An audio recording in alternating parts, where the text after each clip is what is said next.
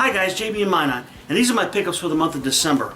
I decided to film it at this angle this month because I couldn't stop the glare of the sun from getting on the game, and that was a pain in the ass last month, so I'm going to go ahead and get started. It's going to be a rather short video, but it's been a while. I haven't bought a whole lot of games, only about 10 of them in the entire month. That's why it's been a while. So the first game I bought it for 17 bucks at GameStop. Helldivers Super Earth Ultimate Edition. It's got all the editions in there for the PS3, the PS4, and the Vita, and all expansions and all that other stuff. And it's gotten good reviews, and it looks like it'd be kind of like a Diablo game, only in the future, with futuristic weapons. Okay, now here's a couple of used PS3 games. The Witch and the 100 Knight. This is a kind of a cult RPG. In fact, they're supposed to be coming out with a PS4 version pretty soon here, a remastered version, but I don't like those really too much. Okay, Asura's Wrath. I bought this for 10 bucks at my local video game store, and it's got all these accolades on it in the bottom, but Asura's Wrath appears to be an action RPG type game from Capcom. Usually those are kind of run-of-the-mill type games, but this one looks like it's got good reviews. Okay, now for some 3DS games. I bought Super Mario Maker 3DS. This is a kind of a port of the Super Mario Maker game from the Wii U, which is getting great reviews. From what I understand, though, this is supposedly a inferior port because you can't really share your creations online.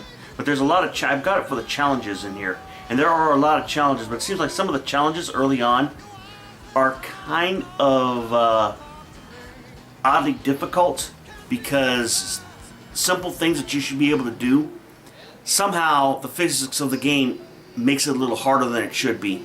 And I don't know why my computer's doing that crap. If somebody could explain that to me, I'd appreciate it. But there's that.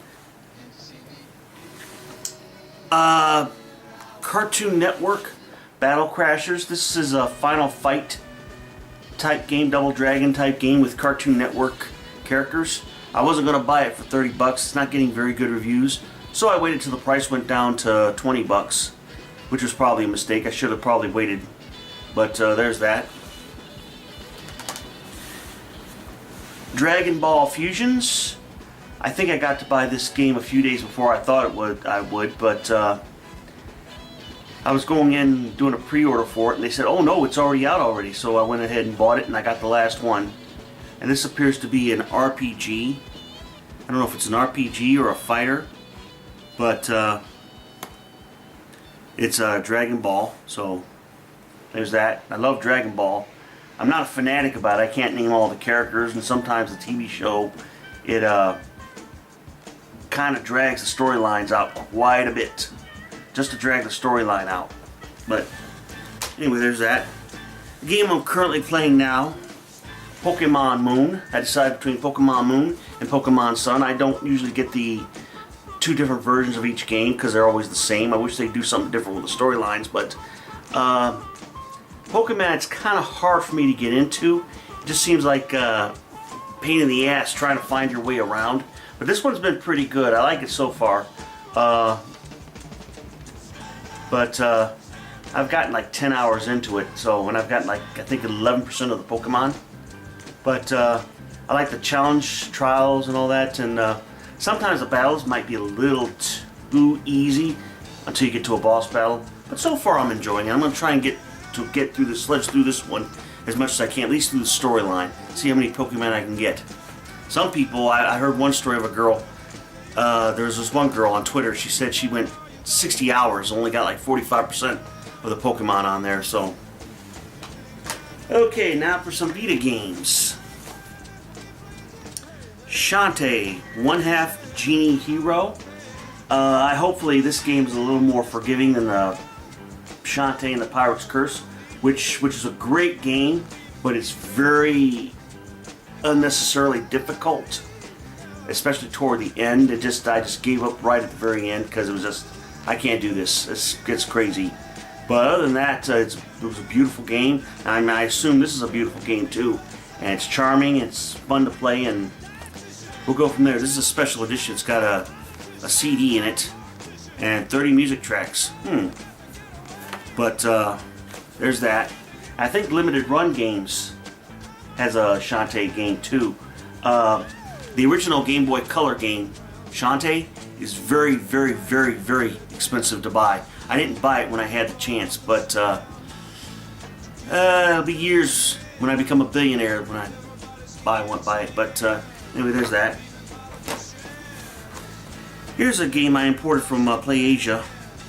It's in Japanese, but the title of it is Airship Q. It's kind of a mixture between an aircraft, a platformer on an aircraft, and Minecraft.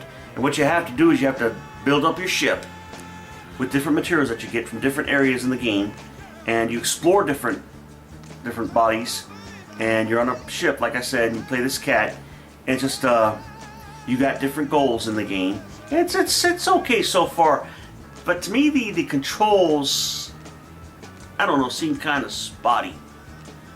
But anyway, you can you have to download the English patch, which is very easy to do. And so, like I said, it's okay. I haven't gotten through it very far, but it's not bad. If you want it, it was very cheap to import. I forget. I think it was less than $35. So, Airship Q. Now, last but not least, one of my favorite puzzle games on the PS Vita. I got this from Limited Run Games, Amazon.com, and it was relatively cheap. Thomas Was Alone. Basically, you play these rectangles or lines or squares, and what you have to do is you have to escape from these different mazes in different ways. Each shape has different abilities. Some you can use as support to bounce other shapes on. Some they float upside down.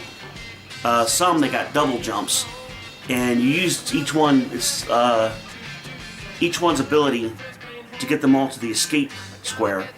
And this game is proof positive that you do not need fantastic graphics for a good game. Okay, this game, it's basic squares, basic pixels. This game could have been done in the Atari era. Okay, and it would still be a fantastic game. Great puzzle game. You like puzzle games? You can't go wrong with this one. I haven't gotten all the way through it, but I hear it's relatively short. But still, I plan to play all the way through it. And I love good puzzle games.